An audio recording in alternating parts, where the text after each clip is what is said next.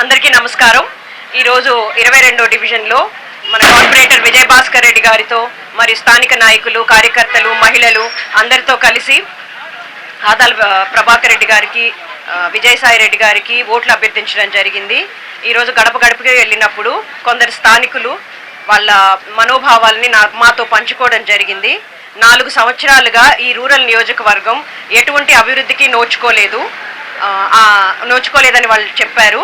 ఆదాల ప్రభాకర్ రెడ్డి గారు ఇన్ఛార్జ్గా నియమితులైనప్పటి నుంచి ఇక్కడ ఎంతో అభివృద్ధి జరిగింది. అంతేకాకుండా ఈ డివిజన్లో 5 కోట్లకు పైగా నిధులు కేటాయించడం జరిగింది.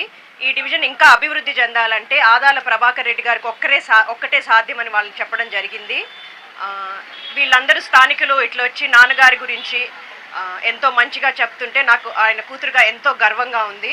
మనమందరం ఆదాల ప్రభాకర్ రెడ్డి గారిని ఎమ్మెల్యేగా గెలిపించుకొని విజయసాయి రెడ్డి గారిని ఎంపీగా గెలిపించుకుంటే కేంద్ర రాష్ట్ర ప్రభుత్వాల నుంచి మరిన్ని నిధులు తీసుకొచ్చి ఈ డివిజన్ని మరింత అభివృద్ధి చేస్తారని తెలియజేస్తున్నాను.